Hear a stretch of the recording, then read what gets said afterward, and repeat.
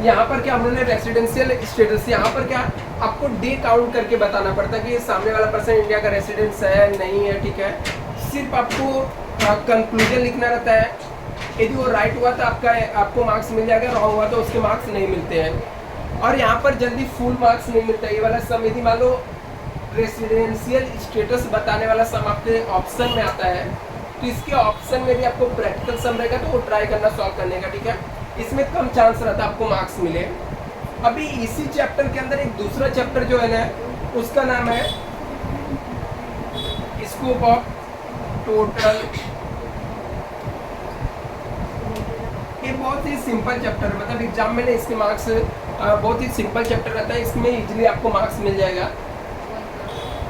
अभी जो सेकंड जो हमारा पार्ट होता है स्कोप ऑफ टोटल इनकम ना, इसके जो फॉर्मेट होता है बहुत ही सिंपल सा एक फॉर्मेट है, इसमें आपको फॉलो करना होता है। इसके अंदर टोटल 3 कॉलम होते हैं। कितने कॉलम होते हैं? एक्स्ट्रा कॉलम भी आप बना सकते हो, अदरवाइज एक्स्ट्रा कॉलम में सिर्फ बेसिस लिखना होता है। तो चलिए मैं आपको बना देता हूँ। यहाँ पर एक बेसिस का कॉलम होता है और ये जो फर्स्ट वाला कॉलम होता है ना, एक कॉलम होता है रेसिडेंस का। किसका होता है? रेसिडेंस का, मतलब इसको रेसिडेंस बोलते हैं। रेसिडेंस एंड ऑर्डिनरी रेसिडेंस होता है,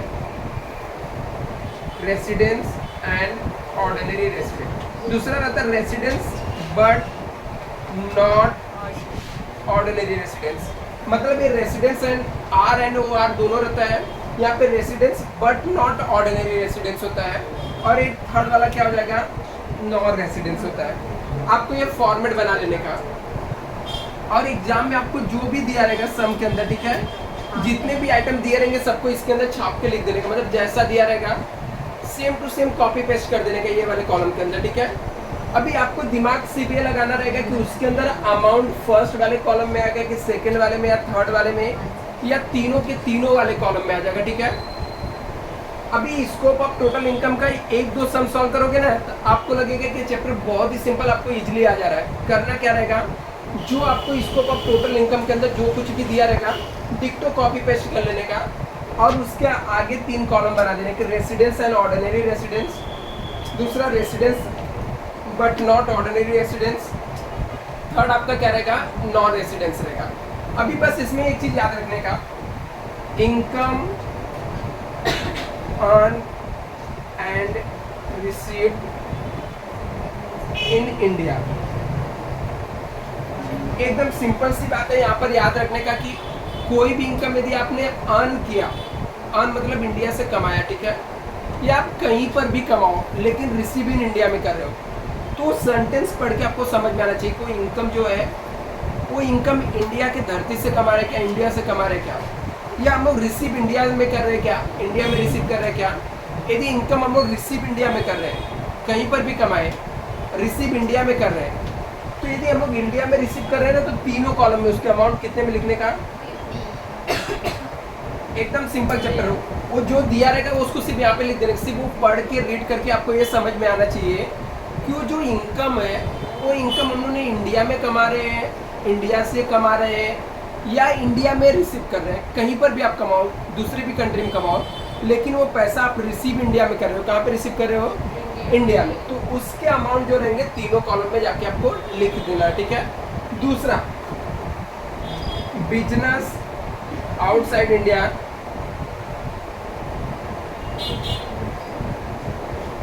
कंट्रोल फ्रॉम, दूसरा आपको ये याद रखना है कि बिजनेस आपका ना आउटसाइड इंडिया, कहाँ पे है? मतलब आपका बिजनेस जो ना इंडिया के बाहर है, लेकिन बिजनेस कंट्रोल कहाँ से हो रहा है? इंडिया से। उल्टा नहीं होना चाहिए। अच्छा देखो, कुछ लोग रॉन्ग करके आते हैं कि बिजनेस इंडिया में रहता है लेकिन कंट्रोल बाहर से होता है, वैसा नहीं। बिजनेस आपका कहाँ होना चाहिए? बाहर होना चाहिए, लेकिन कंट्रोल कहाँ से होना चाहिए? इंडिया से। यदि बिजनेस आपका आउटसाइड इंडिया में है लेकिन कंट्रोल हम लोग कहाँ से कर रहे हैं? इंडिया में कर रहे हैं, इंडिया से। उसमें लिखा है कि कंट्रोल फ्रॉम इंडिया लिखा हुआ है, तो सिर्फ उसके अमाउंट कितने कॉलम में लिखने का? 2 कॉलम में लिखने का। सिर्फ कितने कॉलम में लिखने का? 2। तीसरा कंडीशन याद करने का, इनकम अर्न आउटसाइड इंडिया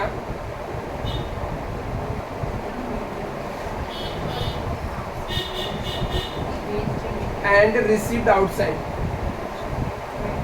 मतलब यदि आपने इनकम को कमाया भी बाहर और रिसीव भी बाहर किया, मतलब आपने इंडिया के बाहर किसी दूसरे कंट्री में कमाया और रिसीव कुछ भी, यदि मान लो आपको सिर्फ ऐसा लिखा है इनकम ऑन इन यूएसए और ये बताया नहीं कि रिसीव कहाँ पे किया, तो आप समझ जाने को इनकम अर्न बाहर ही किया और रिसीव भी कहाँ पे कर रहा है, बाहर कर रहा है। जब आप बाहर इनकम कमाते हो और बाहर ही रिसीव करते हो, तो ऐसे इनकम को सिर्फ और सिर्फ कहाँ पे लिखने का, फर्स्ट वाले कॉलम में लिखने का, सेकेंड वाले में नहीं लिखने का। तो मैंने 3 चीज़ें बताया। कोई भी इनकम आप कहीं पर भी अर्न करो, यदि रिसीव इंडिया में किए तो तीनों कॉलम में लिखने का। आप इंडिया से यदि इनकम अर्न कर रहे हो, ठीक है, कितने भी 10 रुपये 100 रुपये इंडिया से कमा रहे हो, तो तीनों कॉलम में लिखने का। आपका बिजनेस आउटसाइड इंडिया लेकिन कंट्रोल कहाँ से हो रहा है, इंडिया से हो रहा है, तो स्टार्टिंग के 2 कॉलम में लिखने का। और यदि आपका इनकम बाहर अर्न कर रहे हो, बाहर रिसीव कर रहे हो, तो सिर्फ कितने कॉलम में लिखने का, 1 कॉलम में। लिखना मतलब क्या, सिर्फ अमाउंट लिखना है, वो तो जैसा सब में दिया रहेगा वैसा छाप देने का, ठीक है, जैसा दिया रहेगा वैसा सेम टू सेम छाप देने का। सिर्फ अमाउंट लिखते समय आपको याद रखना है। अभी 2 चीज़ और याद रखने का, कोई इंडियन एग्रीकल्चर का इनकम, किसका मैं वर्ड यूज कर रहा है, इंडियन, इंडिया के एग्रीकल्चर से इनकम है ना, तो किसी में भी उसका अमाउंट नहीं आएगा, वो इंडिया में माफ है। लेकिन वही आप श्रीलंका में एग्रीकल्चर का खेती कर रहे हो ना, तो फिर सेम वही कंडीशन अप्लीकेबल हो जाएगा, इसके जैसा देखने का, ठीक है। सिर्फ इंडियन एग्रीकल्चर के ऊपर टैक्स नहीं लगता, इंडिया में एग्रीकल्चर से यदि आपने इनकम अर्न किया तो सब में डैश डैश मार देने का, किसी में भी नहीं है। और कोई आपको पास्ट अनटैक्सेबल इनकम दिया रहेगा, ठीक है, और उसको ब्रॉड किया, उन्होंने लाया इंडिया में, ठीक है, ऐसा कुछ दिया रहेगा तो उसके ऊपर भी टैक्स नहीं रहेगा, तीनों में डैश डैश मार देने का। अभी ये चैप्टर पढ़ने के लिए सिर्फ इतना पढ़ोगे तो चैप्टर आपका हो जाएगा, ठीक है। इसके बाद हम लोग कैपिटल गेन देखते हैं। इसको आपको लिखना, लिख लो, नहीं मैं इसको रब कर देता हूँ, जो भी है ले लो बच्चा फोटो। अभी देखो बच्चा, नेक्स्ट चैप्टर आपको जो पढ़ना चाहिए ना, वो चैप्टर का नाम है कैपिटल गेन, ठीक है। अभी कैपिटल गेन चैप्टर कैसे आपको स्टडी करना चाहिए,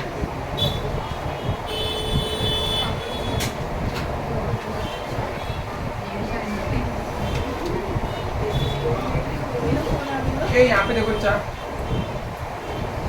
कैपिटल गेन जो चैप्टर है ना, इसके अंदर 2 चीजें होता है। एक होता है शॉर्ट टर्म कैपिटल गेन, एक रहता है लॉन्ग टर्म कैपिटल गेन। ये यहाँ पे देखना बच्चा, अभी आपके सिलेबस में जो क्वेश्चन पूछे जाते हैं वो सिर्फ और सिर्फ लॉन्ग टर्म कैपिटल गेन से पूछे जाते हैं, शॉर्ट टर्म कैपिटल गेन से क्वेश्चन नहीं आते, ठीक है, क्योंकि वो बहुत ही सिंपल होता है, जितने में खरीदा बेच दिया हो गया, ठीक है। अभी कैपिटल गेन का मतलब क्या होता है, कैपिटल असेट्स बेच के जो प्रॉफिट होता है उसे हम लोग कैपिटल गेन बोलते हैं। बेसिकली यहाँ पर बिल्डिंग का बात किया जाता है कि हमने इतने में खरीदा था और उसको पर्टिकुलर डे पे बेच दिया। तभी इसके अंदर ना 2-3 चीज़ें आपको याद रखना है लॉन्ग टर्म कैपिटल गेन के अंदर, ठीक है। मैं इसको ही यहाँ पर बता रहा हूँ, लॉन्ग टर्म कैपिटल गेन के अंदर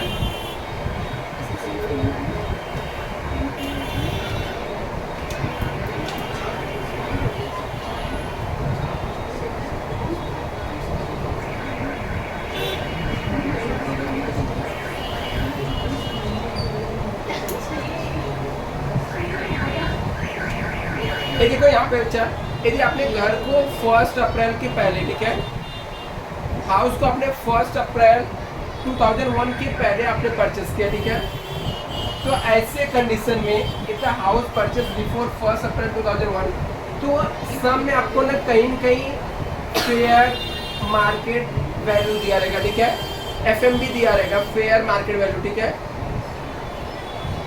यदि आपने फेयर मार्केट वैल्यू दिया रहेगा, ठीक है, उसका दूसरा भी, यदि आपने घर को कब खरीदा, 2001 के पहले खरीदा, ठीक है, तो मान लो आपने 1998 में खरीदा है, 1997 में खरीदा है, तो उसका एक रीजनेबल वैल्यू जो चलता रहेगा 2001 में ना, वो आपको वैल्यू दिया रहेगा। कब, यदि आपने घर को 2001 के पहले खरीदा तो क्यों, क्योंकि 2001 के बाद का जो CIA नंबर रहेगा वो सिलेबस में आपको दिया रहेगा, सम के अंदर क्या दिया रहेगा, 2001 के बाद का CIA नंबर।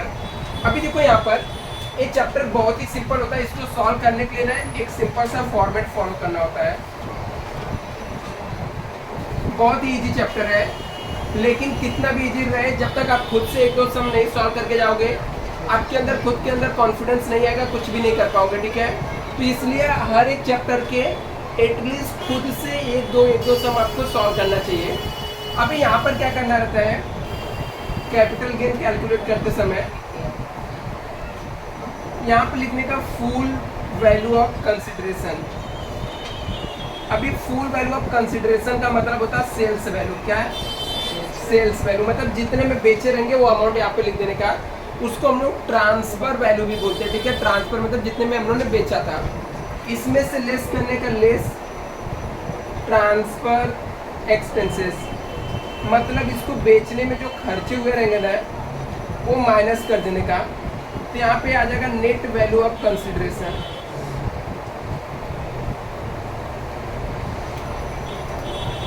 इसके बाद इसमें से लेस करने का कॉस्ट,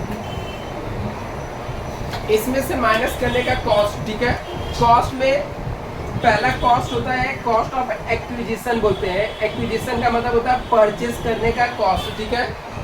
यदि हमने अभी देखो चाहे यहाँ पर एक्विजिशन वाले केस में दो चीज हो सकता है, मतलब जिस घर को आपने बेचा है ना, वो घर को आप 1 अप्रैल 2001 के पहले भी खरीदे रह सकते हो, 1 अप्रैल 2001 के बाद भी। तो जो भी पहली बात तो यहाँ पर कॉस्ट लिखने का। अभी यहाँ पर कॉस्ट में मैं यहाँ पर लिख नहीं सकता, आपको सिर्फ बोल जो रहा हूँ बता रहा हूँ, उसको अच्छे सुनना। एक कॉस्ट जो है, यदि घर को आपने 2001 के बाद खरीदा, ठीक है, तो जो भी परचेस प्राइस दिया रहेगा वो यहाँ पर लिख देने का, ठीक है। कब? जब 2001 के बाद आपने खरीदा है, या 1 अप्रैल 2001 के बाद यदि आपने खरीदा। यदि आपका यही घर 2001 के पहले का 1 अप्रैल 2001 के पहले का खरीदा हुआ रहेगा ना, तो चेक करने का उसका फेयर मार्केट वैल्यू, ठीक है। फेयर मार्केट वैल्यू जो आपको दिया रहेगा वो लेने का, ठीक है। इनटू करने का CII ऑफ, मैं यहाँ पर सोल्ड वर्ड यूज कर रहा हूँ, होता है एक्चुअली में CII ऑफ ट्रांसफर बोलते हैं। CII ऑफ ट्रांसफर मतलब जिस समय हम लोगों ने बेचा था, ठीक है, जिस समय हम लोगों ने बेचा था वो वर्ड यहाँ पर यूज करें, वो आप उसका CII आपको यूज करना होता है, ठीक है। अभी जैसे ये यहाँ पे देखो अच्छा, कि यहाँ पर क्या लेने का CII ऑफ सोल्ड, ठीक है। अभी ये CII ऑफ सोल्ड क्या होता है, जिस साल हम लोगों ने घर को बेचा रहेगा ना, उस साल का आपको कॉस्ट इन्फ्लेशन इंडेक्स नंबर आपके सब में दिया रहेगा। कि जैसे मान लो फॉर एग्जांपल आपको दिया रहेगा कि आपने घर को जो सोल्ड किया ना 2023 में सोल्ड किया, तो 2023 का कुछ न कुछ नंबर रहेगा, वो आपके सब में मेंशन करके दिया हुआ रहेगा, ठीक है। वो लिखने का यहाँ पर, जैसे मान लो एक एग्जांपल ले रहा हूँ, कुछ भी हो सकता है, यहाँ पे 325 हो सकता है, कुछ भी हो सकता है, ठीक है। तो यहाँ पर वो 325 लिखने का, और यहाँ पर वो कॉस्ट लिखने का, जो कॉस्ट आपको सब में दिया रहेगा, तो घर को उन्होंने कितने में खरीदा था। यदि घर को आपने 1 अप्रैल के पहले 2001 के पहले खरीदा रहेगा, तो उसका जो फेयर मार्केट वैल्यू दिया रहेगा वो लिखने का, डिवाइड करने का यहाँ पर CII ऑफ परचेस। यदि आपको परचेस 1 अप्रैल के पहले रहेगा, तो जो CII फेयर मार्केट वैल्यू का दिया रहेगा, मतलब 2001 में यदि फेयर मार्केट वैल्यू दिया रहेगा, तो उस समय का, जैसे फॉर एग्जांपल 2001 का आपको CII 100 दिया, कितना दिया है? 100 दिया हुआ, तो यहाँ पर क्या लिखने का? 100 लिखने का, ठीक है। और इसको क्या करना है कि यहाँ पर जो कॉस्ट रहेगा उसको मल्टीप्लाई करने का, जो यहाँ पर CII दिया रहेगा, और इसको डिवाइड करने का, कौन सा? ये 100 वाले से डिवाइड करने का, जो भी अमाउंट आएगा वो अमाउंट को यहाँ पर आपको लिख देना है। उसको हम लोग बोलते हैं कॉस्ट ऑफ एक्विजिशन बोलते हैं। दूसरा यहाँ पर सबसे इंपॉर्टेंट आता है cost of improvement. Cost of, यदि हम लोगों ने घर को इम्प्रूवमेंट किया, अभी चाहे एक बार इम्प्रूवमेंट करे, चाहे 2 बार, चाहे 4 बार इम्प्रूवमेंट करे, हर बार के लिए जो फॉर्मूला मैं लिख के दे रहा हूँ सेम यूज होगा, ठीक है। यहाँ पे लेने का कॉस्ट ऑफ इम्प्रूवमेंट, मतलब कितने खर्चे हुए इम्प्रूवमेंट के, इनटू करने का CII ऑफ ट्रांसफर मतलब sold, divide by CII of improvement, ठीक है। इम्प्रूवमेंट का जो रहेगा, मतलब मान लो 2006 में आपने इम्प्रूवमेंट किया, तो 2006 में CII नंबर क्या चल रहा था वो नीचे लिखने का, और जिस साल में आपने बेचा था, ठीक है, उस साल का जो CII रहेगा वो ऊपर लिखने का। और इसको चाहिए किससे डिवाइड करके, इससे मल्टीप्लाई कर दो, या इसको मल्टीप्लाई करके डिवाइड कर दो, ठीक है। आपको यहाँ पर कॉस्ट मिल जाएगा। फिर ये क्या करने का, ये सबका टोटल मार्क यहाँ पे लिखने का, इसमें से इसको माइनस कर देने का, और माइनस करने के बाद मान लो ये मेरा फॉर्मेट कंटिन्यू आ रहा है, तो माइनस करने के बाद जो आएगा उसको हम बोलते हैं कैपिटल गेन बोलते हैं। अभी यहाँ पर अभी एक्स्ट्रा इसमें क्या सकते हैं, एक बार कैपिटल गेन आ गया ना, तो इसमें से लेस करने का परचेस ऑफ न्यू हाउस। यदि आपने कोई न्यू घर खरीदा है, यदि आपने रहने के लिए आपको ऐसा समय मेंशन किया कि उसने न्यू हाउस परचेस किया, ठीक है, तो यदि उसने नया 4 लाख 5 लाख कितने का भी नया घर खरीदा रहेगा, ठीक है, तो जितने का 2 करोड़ 10 करोड़ जितने का भी खरीदा रहेगा, ये जो आपका कैपिटल गेन का अमाउंट रहेगा उसमें से माइनस कर देने का। लेकिन एक चीज याद रखना है, कभी भी ये जो माइनस करने वाला अमाउंट रहेगा वो इससे ज्यादा नहीं होना चाहिए, ठीक है। मतलब क्या, यदि कैपिटल गेन 100 रुपये हुआ तो हम लोग इसमें से 80 रुपये दिया रहेगा, तो 80 रुपये माइनस कर देने का।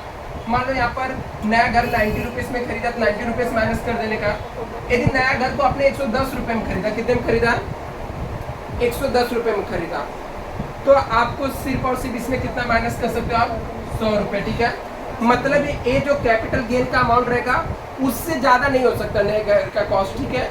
रहा तो जितना आपका कैपिटल गेन है उतना अमाउंट से उसमें से क्या करने का, माइनस करने का। उससे कम रहेगा चलेगा। मतलब आपको यहाँ पर कैपिटल गेन 100 रुपये आ रहा है और आपको सब में लिख दिया कि आपने नए घर को 10 रुपये में खरीदा, तो कोई दिक्कत नहीं, 100 में से 10 माइनस करके लिख देने का। आपको ऐसा लिख के दिया कि नया घर जो आपने खरीदा 80 रुपये में, तो भी चलेगा। और आपको लिख के दिया कि नया घर आपने जो खरीदा 100 रुपये में, तो भी चलेगा। आपको दे दिया कि नया घर आपने 110 रुपये में खरीदा, लेकिन आपको कैपिटल गेन सिर्फ कितना आया था, 100 रुपये आया था, तो यहाँ पर सिर्फ कितना माइनस कर सकते हो, 100 रुपये कर सकते हो, ठीक है। इसको हम लोग बोलते हैं, इसको हम लोग डिडक्शन बोलते हैं, ठीक है। इसमें हम लोग को जो डिडक्शन मिलता है, छूट मिलता है, एग्जम्पशन बोलते हैं एक्चुअली में। एग्जम्पशन अंडर सेक्शन 54 होता है, ठीक है। 54 के अंदर आपको क्या, यदि न्यू घर खरीदे, न्यू हाउस आपने खरीदा, न्यू हाउस परचेस किया, तो उसको यहाँ पे क्या कर देने का, माइनस कर देने का। इसके अलावा यदि आपने बॉन्ड खरीद रहे हो, क्या खरीद रहे हो, बॉन्ड भी, लेकिन बॉन्ड विदिन 6 मंथ होना चाहिए। कितने मंथ होना चाहिए, आपने जब घर बेचा था उसके 6 महीने के अंदर यदि आप बॉन्ड खरीद रहे हो, फिर घर खरीदने के लिए कितना टाइम है, घर 3 साल के अंदर, ठीक है, 3 इयर्स का है, 3 इयर्स। मतलब आपने घर को बेचने से 1 साल पहले भी 1 साल के अंदर खरीदे रहोगे ना, जैसे मालूम है 5 महीने बाद बेचना, अभी मैंने घर खरीद लिया, तो भी आपको छूट मिलेगा। और बेचने के 2 साल के अंदर यदि हम लोगों ने खरीदा तो भी छूट मिलेगा, ठीक है। तो घर के लिए 3 साल है, लेकिन बॉन्ड खरीदने के लिए नेशनल हाईवे अथॉरिटी लिमिटेड, इसका बॉन्ड आप खरीद रहे हो, ठीक है, या रूरल इलेक्ट्रिक कॉर्पोरेशन गवर्नमेंट की कंपनी होती है, इसका आपने बॉन्ड खरीदा, तो 6 मंथ के अंदर खरीदा तो छूट मिल जाएगा, जितने का खरीदा उतना। लेकिन इसमें लिमिट है, घर वाले में लिमिट नहीं है। घर वाले में आप 10 करोड़ 20 करोड़ 50 करोड़ कितने का खरीदो, कोई हम लोग को प्रॉब्लम नहीं है। लेकिन ये जो बॉन्ड रहेगा ना, ये मैक्स टू मैक्स आप कितने अमाउंट का खरीद सकते हो, 50 लाख का। कितने का, 50 लाख का खरीद सकते हो। यदि आपने बॉन्ड खरीदा तो बॉन्ड को भी यहाँ से माइनस कर देने का। फिर जो आ जाएगा वो long term net long term capital gain आ जाएगा। फिर आपका क्या आ जाएगा, net long term capital gain आ जाएगा। एक बार इसे लिख लो बच्चा, फिर कंप्यूटेशन ऑफ टोटल इनकम लिखते हैं।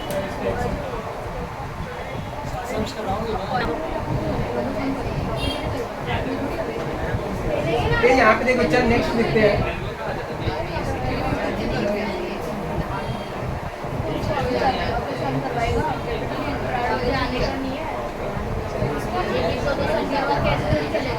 ये यहाँ पे देखना बच्चा,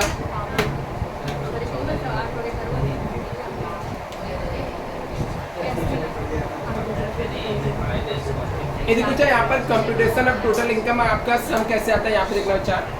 कंप्यूटेशन ऑफ टोटल इनकम के अंदर आपका कंबाइंड सम आता है। मतलब इसमें कई हेड ऑफ इनकम होते हैं, जैसे इनकम फ्रॉम सैलरी, सैलरी के अमाउंट यहाँ पर आ जाएंगे। इनकम फ्रॉम हाउस प्रॉपर्टी, इसका मान लेते टोटल मारेंगे, जो अमाउंट आएगा उसमें से लेस करेंगे डिडक्शन अंडर चैप्टर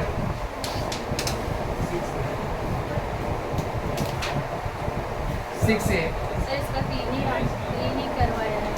ये जो अमाउंट आएगा ये आपका फाइनल अमाउंट आ जाएगा। Net tax payable,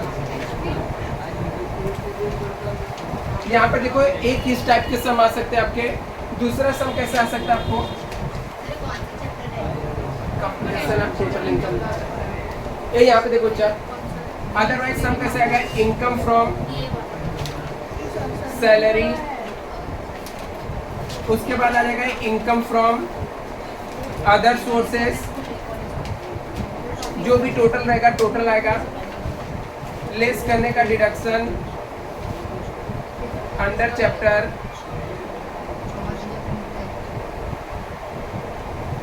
6A। ये यहाँ पे देखो चार। कंप्यूटेशन ऑफ टोटल इनकम का मतलब क्या होता है कि आपको किसी एक हेड ऑफ इनकम नहीं आएगा, मतलब उसके अंदर आपके जैसे यहाँ पर सैलरी और इनकम फ्रॉम अदर सोर्स है, सैलरी फ्रॉम और इनकम फ्रॉम हाउस प्रॉपर्टी है, ऐसे आपका कुछ भी कंबाइन हो सकता है। जैसे यहाँ पर आ जाएगा income from house property, income from other source, फिर टोटल आएगा। इसी में 3 फॉर्मेट है। एक मिनट डिडक्शन, ये क्वेश्चन में से समझाओ ना पहले फॉर्मेट तो बताने दीजिए। फॉर्मेट यही फॉर्मेट इतने लिखने का नहीं सब इतने जगह बना बता रहा हूँ इसमें कितने टाइप्स के सम बनते हैं। ये यहाँ पे देखो चार, ऐसे जैसे मैंने यहाँ पर 3 बताया, ऐसे 8-10 टाइप के सम इसमें बन सकते हैं, ठीक है। जैसे income from business and profession हो सकता है, उसके साथ में इनकम फ्रॉम अदर सोर्स आ सकता है, income from salary plus business and profession हो सकता है। तो मतलब आपको कंप्यूटेशन ऑफ टोटल इनकम के अंदर टोटल ऐसे मिला के हम लोग टोटल 6 चैप्टर पढ़ोगे, तो उसमें से किसी एक बेस पे आपका एक सम बनेगा, ठीक है। आप 6 चैप्टर पढ़ लोगे, आपको कंप्यूटेशन ऑफ टोटल इनकम के 2 सम आ सकते हैं, तो भी सॉल्व हो जाएगा। मतलब वो आपको 5 से 6 चैप्टर आपको पढ़ने ही पड़ेंगे। इस चैप्टर का कोई एक सम सॉल्व करना तो भी, और इस चैप्टर के 5 सम आपको सॉल्व करना तो भी आपको 6 चैप्टर आपको पढ़ने पड़ेंगे यहाँ पर। इसमें कौन कौन से चैप्टर आपके आते हैं बच्चा, जो आपको सबसे ज्यादा इंपॉर्टेंस यहाँ पर पढ़ना है। सबसे पहले एक आपको यहाँ पर स्टडी करना चाहिए इनकम फ्रॉम सैलरी। अभी इसका सिंपल सा मतलब होता है, इसका फॉर्मेट देखो कैसे रहता है। फॉर्मेट इसमें कुछ नहीं, बेसिकली आपको इनकम फ्रॉम सैलरी के लिए आपको क्या पढ़ना होता है, सिर्फ आपको ये पता चल रहना चाहिए कि बॉस के पास से आपको क्या क्या चीजें मिल रहा है, ठीक है। बॉस के पास से आपको जो कुछ भी मिलेगा वो इनकम फ्रॉम सैलरी के अंदर टैक्सेबल हो जाएगा, ठीक है। तो इनकम फ्रॉम सैलरी के अंदर क्या आएगा, आपको सैलरी, जो भी सैलरी, बेसिक सैलरी जो भी मिलेगा, डीए मिला, रिक्विजिट मिला, ऐसे आपको A to Z कुछ भी आपको ऐसा सब में दिया रहेगा कि बॉस के पास से मिला, सबको क्या करने का, लिख देने का, एक लाइन से क्या कर देने का, लिख देने का, सिर्फ ऐड कर देने का। अभी यहाँ पर मान लो कोई एक्सपेंसेस आपको मिला, जैसे ट्रेवलिंग एक्सपेंसेस आपको मिल रहा है, ठीक है, अलाउंसेस मिल रहा है। एक एग्जांपल, जैसे आपको ट्रेवलिंग अलाउंसेस कितना मिला, 20,000 मिला, ठीक है। ये भी बॉस के पास से आपको 20,000 मिला, लेकिन इसमें से आपने क्या किया, 20,000 में से 10,000 रुपये आपने क्या कर दिया, खर्चा कर दिया, एक्सपेंस कर दिया। तो जो भी आपको बॉस के पास से अमाउंट मिलेगा, उसमें से आप जो भी अमाउंट आप खर्चे कर दोगे, वो अमाउंट को इसमें से आपको क्या कर देने का, माइनस कर देने का, लेस एग्जाम्प्ट लिखने का। फॉर एग्जाम्पल इसमें से आपने 15,000 रुपये एक्सपेंस कर दिया, तो सिर्फ कितना टैक्सेबल होगा, 5,000। ऐसे जो भी A to Z कोई भी खर्चा आपको दिया रहेगा, बॉस के पास से मिला, यदि उसके बारे में कुछ भी नहीं मिला, तो आप डायरेक्टली यहाँ पर वो खर्चे का नाम लिखने का, अमाउंट लिख के ऐड करते जाने का, ठीक है। यदि वो आपका खर्चा क्या हो रहा है, उसमें से आपने कुछ खर्चे कर दिए, जैसे आपको बॉस ने दिया 10,000 और उसमें से आपने 8,000 खर्चा कर दिया, तो 10,000 में से 8,000 माइनस करने का, 2,000 आउटर कॉलम में लिख देने का। ये सबका जो टोटल आता है, इसको ग्रॉस सैलरी बोलते हैं। इसमें से लेस करने का, डिडक्शन अंडर सेक्शन 16। ये आपको याद रखना है, डिडक्शन जो रहेंगे ना, वो आपको सब में नहीं दिया रहे, ये ऊपर वाले पार्ट्स आपको सब में दिया रहेगा कि बॉस के पास से आपको क्या क्या मिला है, लेकिन ये जो डिडक्शन रहेगा नहीं, आपको सब में नहीं दिया रहेगा। इसको आपको याद रखना है। इसमें से पहला एक आपको डिडक्शन मिलता है स्टैंडर्ड डिडक्शन। ये अमाउंट है 50,000।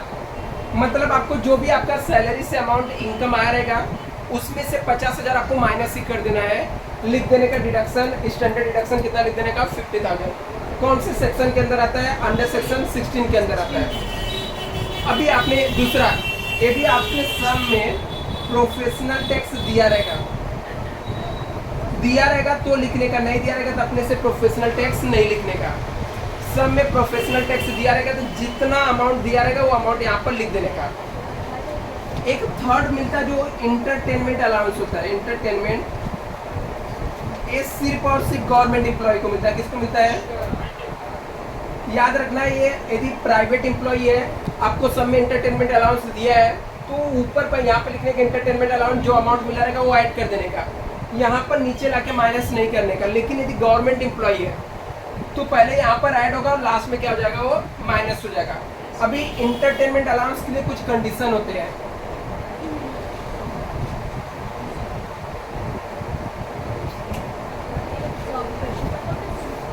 कैसे मिलेगा?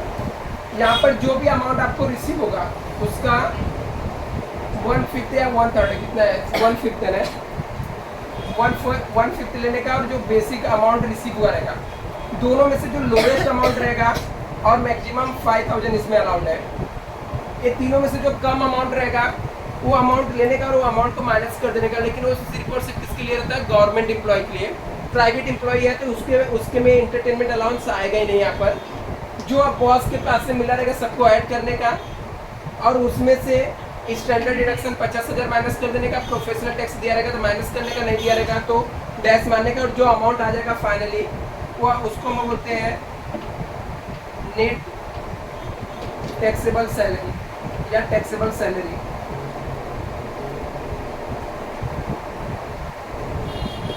अभी जब भी आपकी कंप्यूटेशन ऑफ टोटल इनकम आएगा तो सिर्फ सैलरी नहीं आएगा, उसके साथ में इनकम फ्रॉम अदर सोर्स हो सकता है, इसके साथ में इनकम फ्रॉम हाउस प्रॉपर्टी हो सकता है, उसके साथ में income from business and profession कुछ भी हो सकता है, कंबाइन आएगा। लेकिन तो सैलरी का अलग से सॉल्व करने का, कंबाइन सम भले से कंबाइन रहेगा आपको, लेकिन सैलरी पहले सैलरी सॉल्व कर लेने का।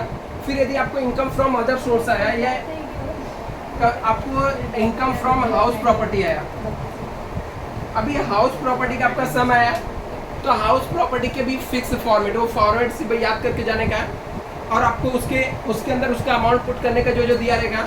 यदि आपको अमाउंट दिया तो लिखने का, नहीं दिया रहेगा तो डैश मार देने का। तो आपको यहाँ पर आ जाएगा इनकम फ्रॉम क्या रहेगा? House property. अभी हाउस प्रॉपर्टी के अंदर दो टाइप्स के घर होते हैं, एक एसओपी होता है और एक क्या होता है? एक आपका एसओपी होता है और एक एलओपी होता है। एसओपी का मतलब होता है सेल्फ ऑक्युपाइड प्रॉपर्टी, जिसके अंदर हम लोग खुद रहते हैं। एलओपी का मतलब होता है लेट आउट प्रॉपर्टी। तो एसओपी वाले में मोस्टली अमाउंट नहीं आता, सिर्फ और आता है इंटरेस्ट का अमाउंट आएगा। किसका आएगा? इंटरेस्ट का आएगा। अभी यहाँ पर एक फिक्स फॉर्मेट याद कर लेने का, फेयर रेंट, म्युनिसिपल वैल्यूएशन। फिर क्या करने का? यहाँ पर दोनों में से जो हाईयर अमाउंट रहेगा वो यहाँ पर लिखने का। अभी यहाँ पे देखो, फिर जो इसका रहेगा एसओपी रहेगा वो हमेशा नील आएगा इस सब में। जो लेट आउट प्रॉपर्टी रहेगा मतलब जिसको आप भाड़े पे दिए हो उसका सिर्फ अमाउंट आपको लिखने का, विच एवर हायर। फिर स्टैंडर्ड रेंट लिखने का, इसका नील रहेगा। यदि आपको सब में मान लो स्टैंडर्ड रेंट नहीं दिया तो कोई दिक्कत नहीं, डैश मारने का। जो अमाउंट दिया रहेगा वो लिखने का, जो नहीं दिया रहेगा उसको नहीं लिखने का यहाँ पर। फिर ये दोनों के अंदर से ना जो लोअर रहेगा, whichever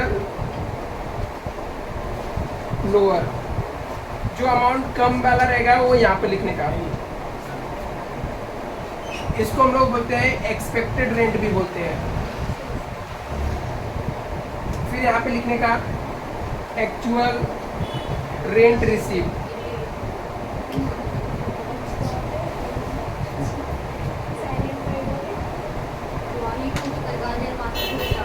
फिर ये दोनों में से जो हाईयर अमाउंट रहेगा वो लेने का, उसको हम लोग बोलते हैं gross annual value.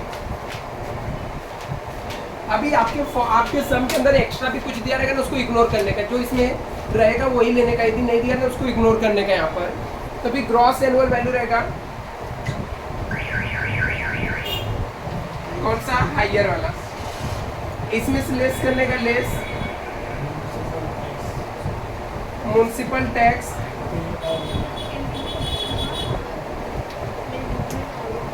Paid by owner, मतलब म्युनिसिपल टैक्स वो किसने पेड किया, ओनर ने, ठीक है। याद रखना है कि टेनेंट ने पे किया तो यहाँ पर आएगा ही नहीं, यदि ओनर ने पे किया तो ही आएगा। फिर इसमें से माइनस करने के बाद जो अमाउंट आएगा उसको हम बोलते हैं नेट एनुअल वैल्यू, शॉर्टकट में इसे एनएवी भी बोलते हैं। अभी यहाँ पर जो अमाउंट आएगा ना, इसमें से हम लोग लेस करते, लेस डिडक्शन अंडर सेक्शन 24। अभी 24 के अंदर दो डिडक्शन मिलता है, एक तो स्टैंडर्ड डिडक्शन होता है जो कि 30% रहता है, कितना रहता है, एनएबी नेट एनुअल वैल्यू जो रहेगा ना उसका 30% रहेगा। और इसमें जो रहेगा ना एसओपी में वो नील आएगा। दूसरा यहाँ पर आता है डिडक्शन इंटरेस्ट, क्या आएगा,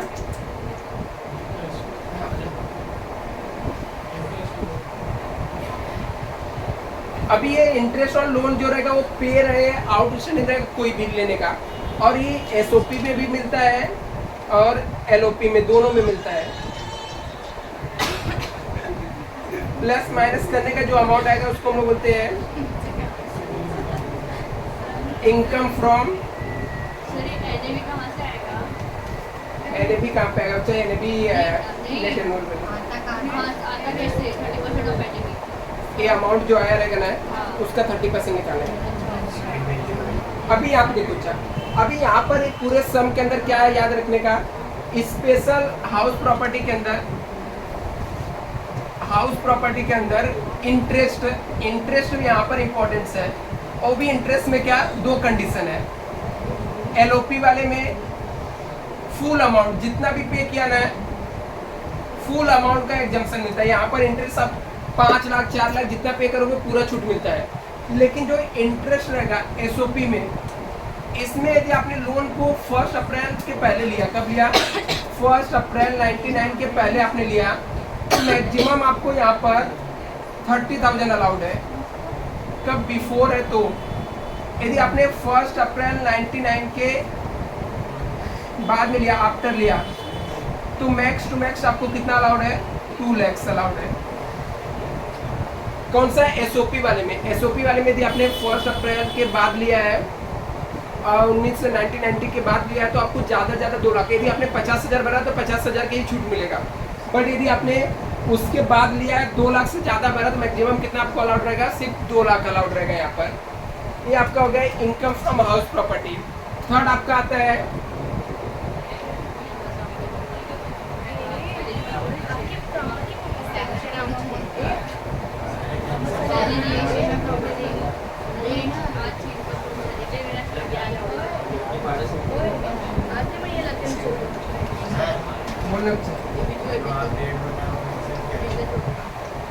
क्या हुआ, डेट, हाँ उसमें डेट मेंशन किया रहेगा कि लोन इतने डेट को लिया है। तो लोन में, और वो किस में एप्लीकेबल होता है, सिर्फ एसओपी में होता है, ठीक है। एलओपी में अब इम्प्लीमेंट नहीं होता है। सर ये कंप्यूटर अमाउंट भी लिखा हुआ है यार, फिर मैंने मेरे मन से लिख दिया। कौन सा अमाउंट, ये मैंने मेरे मन से, तो दोनों तरफ चाहे एलओपी रहा होगा, अच्छा उसमें लिखा रहेगा लेट आउट प्रॉपर्टी है, सेल्फ ऑक्युपाइड प्रॉपर्टी है। सेल्फ ऑक्युपाइड प्रॉपर्टी मतलब जिसके अंदर हम लोग खुद रहते हैं। और लेट आउट रहेगा तो दोनों में लिख देगा। हाँ, लेट आउट मतलब भाड़े की प्रॉपर्टी है ना दोनों। ये यहाँ पे देखना अच्छा, इधर दिखाओ तो किधर है, ये स्टेट कवर करने का। चलो जगह कर रहे हो पूछ बता दो। नहीं ये है ना एस्टेट, ये कुछ है, कट तो आप पेपर डालियो। ये इनकम फ्रॉम अदर सोर्स के आइटम आपको पता होना चाहिए, वो वहाँ पर लिंक करने आएगा, ठीक है। आपको उस सम के अंदर ये समझ में आना चाहिए कि कौन सा item income from other source के अंदर जाएगा। तो ऐसे आइटम जो इनकम फ्रॉम सैलरी में नहीं जाता है, इनकम फ्रॉम हाउस प्रॉपर्टी में नहीं जाएगा, और ऐसे आइटम जो बिजनेस एंड प्रोफेशन से आपने नहीं अर्न किया है, वो सब इनकम कहाँ पे आता है? इनकम फ्रॉम अदर सोर्स के अंदर आता है। जैसे आपको कहीं से इंटरेस्ट रिसीव हुआ है, आपने कोई डिवेंचर बॉन्ड्स लिया था, इंटरेस्ट रिसीव हुआ है, डिविडेंड आपने रिसीव किया,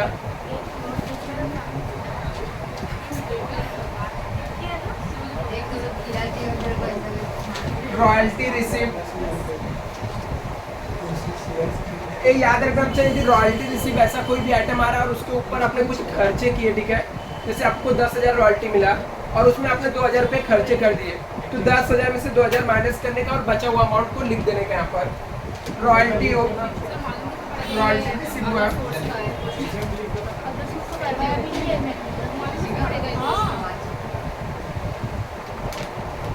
सब रिलेटेड प्रॉपर्टी हो गया। ऐसी प्रॉपर्टी आपको आपने किसी से रेंट पे लिया था और उसको आपने री रेंट किसी और को वापस से रेंट पे दे दिया, तो आप जैसे फॉर एग्जांपल आपने किसी से 10,000, किसी को आप 10,000 रुपये रेंट पे करते हो और आपने उससे 12,000 पे रेंट में दे दिया, ठीक है। तो आपने कितना अर्न किया? एक्स्ट्रा 2,000 अर्न किया। तो 10,000 माइनस करने का 2,000 जो रहेगा वो आपका इनकम फ्रॉम अदर सोर्स में आ जाएगा। अभी इसके बाद यहाँ पे देखो, अच्छा आपने कोई गिफ्ट रिसीव किया अपने रिलेटिव से, गिफ्ट वाले केस में देखो, अच्छा आपने गिफ्ट यदि अपने रिलेटिव से कोई रिसीव किया तो पूरा जो गिफ्ट रहता है ना वो एक्सेम्प्ट होता, माफ होता। मतलब यदि आपको 10 लाख अमाउंट गिफ्ट का दिया रहेगा तो यहाँ पे नील लिख देने का, ठीक है, बट वो आपके रिलेटिव से होना चाहिए। और यदि आपने कोई गिफ्ट रिसीव कर रहे हो अपने फ्रेंड से रिसीव कर रहे हो तो 50,000 रुपये तक माफ है, और 50,000 तक एग्जाम्प्ट। यदि आपने 40,000 रुपये रिसीव किया, 30,000 रिसीव किया तो माफ हो जाएगा, एग्जाम्प्ट है।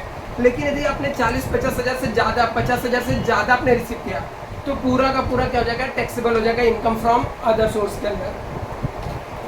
पेंशन आपको मिल रहा है, फैमिली पेंशन,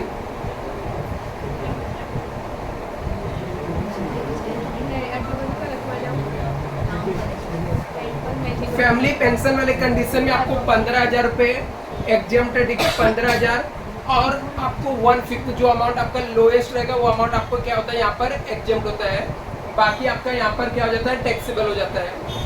इसके बाद आपने कोई अवार्ड रिसीव किया तो वो भी इनकम फ्रॉम अदर सोर्स के अंदर आएगा।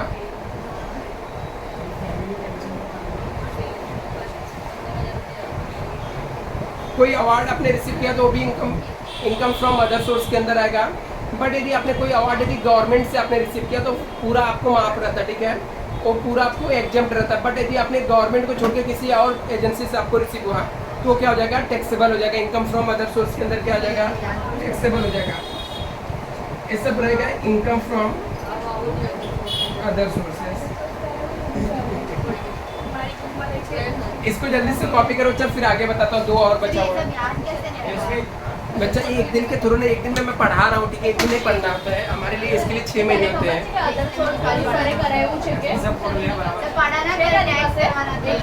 ये यहाँ पे देखो बच्चा, ये 3 तो हम लोग की टॉपिक हो गए यहाँ पर। इसके बाद नेक्स्ट क्या टॉपिक है?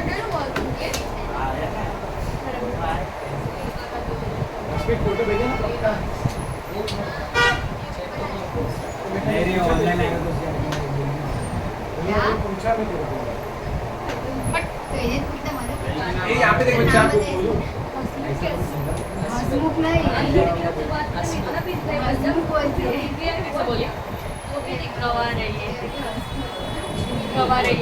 ये यहाँ पे देखो बच्चा, अभी देखो कंप्यूटेशन ऑफ टोटल इनकम के अंदर इसके अलावा अपने को 2 चैप्टर और भी आना चाहिए।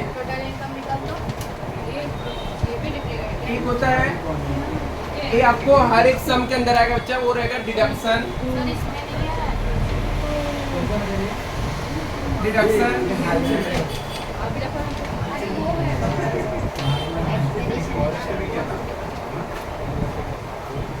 ये देखो बच्चा, नेक्स्ट चैप्टर का नाम है डिडक्शन अंडर चैप्टर 6A। अभी ये डिडक्शन अंडर चैप्टर 6A क्या होता है, नहीं आपको याद रखना पड़ता, ठीक है। आपको सम में ना ऐसा बोलेगा नहीं, ये कोई चैप्टर नहीं होता, मतलब ये कुछ पॉइंट आपको सम के अंदर दिया रहेगा जिससे आपको पता रहना चाहिए कि जो आपका ग्रॉस टोटल इनकम आता है ना उसमें से हमको ये अमाउंट माइनस करना होता है। तो इसके अंदर कुछ सेक्शन है जो आपको याद रखना पड़ता है, जैसे एक 80C है,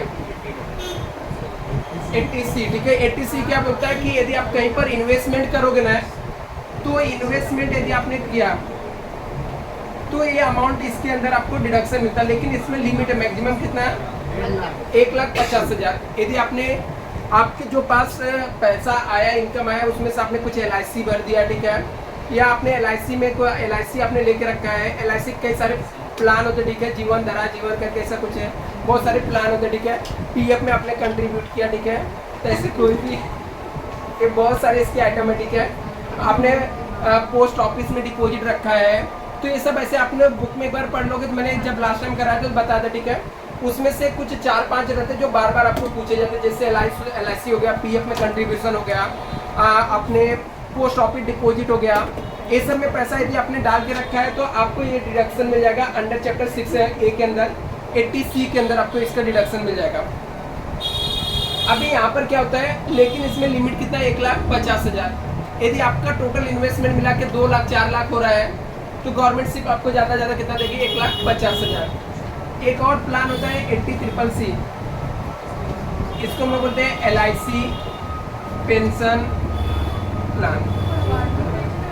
यदि आपने LIC के अंदर अपने बोलते हैं ना बुढ़ापे के लिए, आपको लगता है ठीक है बुढ़ा आप बुढ़े हो जाओगे, ठीक है, तो आपको कहीं सहारा नहीं मिलेगा, तो आपको कुछ पेंशन उनसे मिलना चाहिए, तो LIC के प्लान रहता है, उसके अंदर आप पैसा भर दोगे, बुढ़ापे भर आपको कुछ ना कुछ पेंशन मिलते रहेगा, उसको हम बोलते हैं LIC पेंशन प्लान। यदि आपने LIC का पेंशन प्लान यदि आपने लिया है तो आपको यहाँ पर वो भी डिडक्शन मिलेगा, लेकिन दोनों का मिला के आपको मैक्सिमम कितना डिडक्शन मिलेगा 1,50,000। चाहे आप इसमें इन्वेस्टमेंट करो चाहे इसमें, चाहे दोनों मिला के आप इन्वेस्टमेंट करो, 1,50,000 रुपये आपको क्या मिलेगा यहाँ पे डिडक्शन मिलेगा। दूसरा यहाँ पर 80D मेडिक्लेम, ठीक है।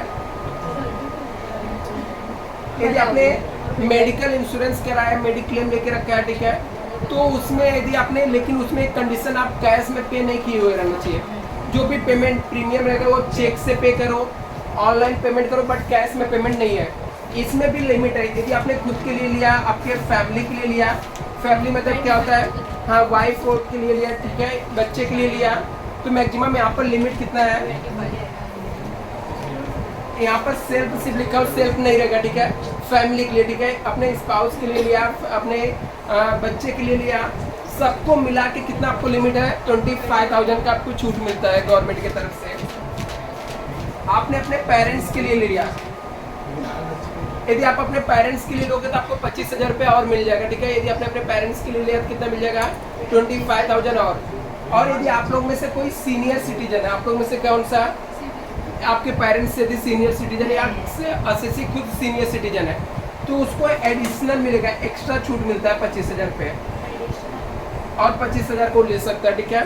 तो ये किसके अंदर मिलेगा 80D। आपको सब में ऐसा दिया रहेगा कि असेसी ने मेडिक्लेम लिया, तो आपको सोचना नहीं है, आपको डायरेक्टली क्या कर लेना है, कैलकुलेट करके आने का, डिडक्शन के अंदर लिख देने का, ठीक है, इतना इसको छूट मिल जाएगा। इसके बाद नेक्स्ट आता है यहाँ पर 80DD डिपेंडेंट डिसेबल, मतलब यदि कोई हैंडीकैप को आप मेंटेन करके रखते हो, ठीक है, आपकी फैमिली में कोई ऐसा हैंडीकैप पर्सन है जिसको आप मेंटेन करके रखते हो, ठीक है, तो यदि आपको लिखा कि एसएससी ने किसी हैंडीकैप पर्सन को मेंटेन करके रख रहा है तो उसको 80DD के अंदर छूट मिल जाएगा। 40% से लेके 80% के बीच में यदि हैंडीकैप रहेगा 75,000 का छूट रहेगा, और 80% के अबव रहेगा तो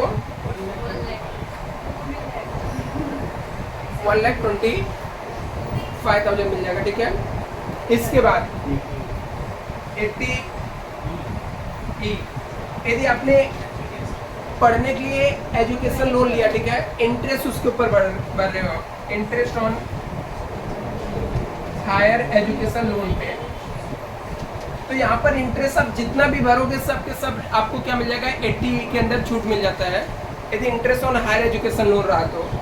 और 80TTA आपने यदि सेविंग बैंक से इंटरेस्ट, सेविंग बैंक अकाउंट से इंटरेस्ट रिसीव किया, हाँ वो सब मैंने बताया था बच्चा, ठीक है वो सब नहीं बता सकता ना, याद करने का सब ट्रिक बताया था, अभी मैं रिवीजन कर रहा हूँ, ठीक है। तो यदि आपने 80 TTA के अंदर आपने क्या किया है, हाँ आपके सेविंग बैंक अकाउंट में यदि आपने पैसा है उसमें आपको इंटरेस्ट मिल रहा है, तो आपको यहाँ पर छूट मिलेगा, लेकिन मैक्स टू मैक्स कितना मिल जाएगा, 10,000 मिल जाएगा, ठीक है। मतलब 10,000 से ज़्यादा नहीं होना चाहिए, कम रहेगा चलेगा, 10,000 से ज़्यादा आपको नहीं मिलेगा। इसके बाद क्या है 80 TTB, ठीक है। यदि हाँ कोई सीनियर सिटीजन है तो उसको 50,000 रुपये का इंटरेस्ट माफ रहता है, ठीक है। सीनियर सिटीजन होने पे उसको 50,000 का छूट मिलता है, सिर्फ सीनियर सिटीजन है इसलिए मिल जाएगा। और एक और एक्ट है 80U, सेल्फ हैंडीकैप।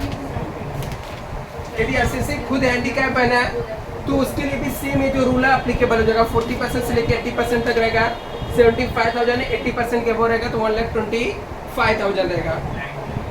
इससे जल्दी से देख लो बच्चा, फिर हम लोग बिजनेस एंड प्रोफेशन देखते हैं। जल्दी करो बच्चा, 5 मिनट और। सर मैं लास्ट क्लास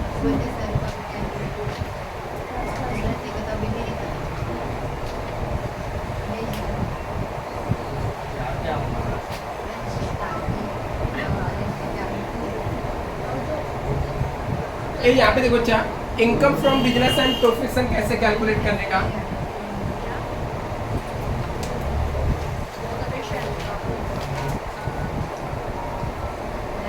इनकम फ्रॉम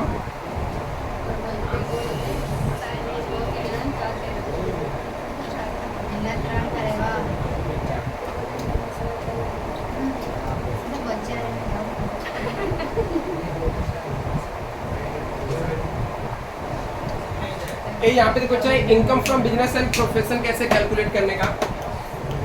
आपको पहले से क्या दिया रहेगा, बैलेंस शीट दिया रहता है, ठीक है। पहले से आपको एक प्रॉफिट एंड लॉस दिया रहेगा, उसमें से क्या करने का, नेट प्रॉफिट लिखने का। क्या लिखने का, net profit as per profit and loss account, यहाँ पर लिख देने का। इसके बाद इसके अंदर क्या करने का, ऐड करने का नॉन बिजनेस एक्सपेंसेस, इसको हम लोग बोलते हैं डिस अलाउेबल एक्सपेंसेस।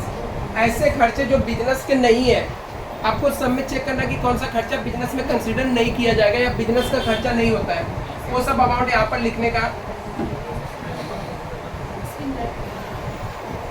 और वो सब का टोटल मार के यहाँ पे लिख देने का। इसमें से लेस करने का, लेस नॉन बिजनेस इनकम। जैसे मान लो आपको डिविडेंड रिसीव हुआ,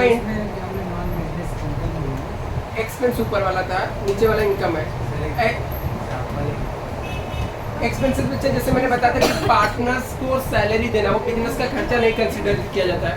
provision for bad debts, bad debts डूब गया पैसा तो ठीक है, प्रोविजन मतलब सिर्फ आपको लगता है कि पैसा डूबने वाला, आपने प्रोविजन करके रखना है, ठीक है।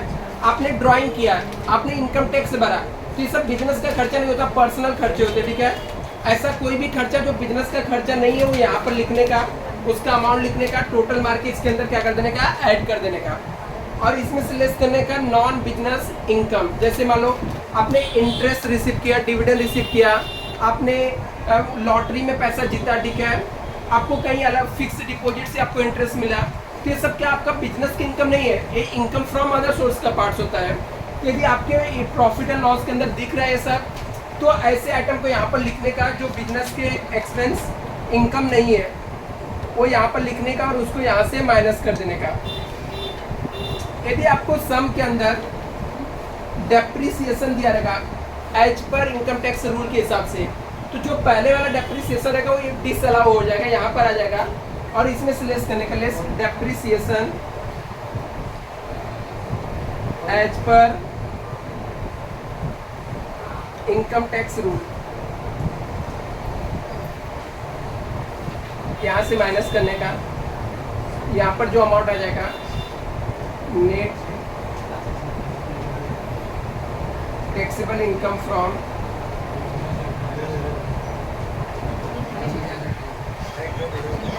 अगर वैसे देखते हैं बिजनेस एंड प्रोफेशन आ जाएगा, ठीक है। Taxable income, business and profession आ जाएगा यहाँ पर, वो लिख देने का। और जो यहाँ पर आपका बच्चा, यहाँ पर जो डिसअलाउएबल इनकम रहेगा वो इनकम फ्रॉम अदर सोर्स में आपका टैक्सेबल इनकम हो जाएगा। देख लेना टैक्सेबल और नॉन टैक्सेबल है, चलेगा। कॉपी कर लो बच्चा। कर लीजिए, कर लीजिए।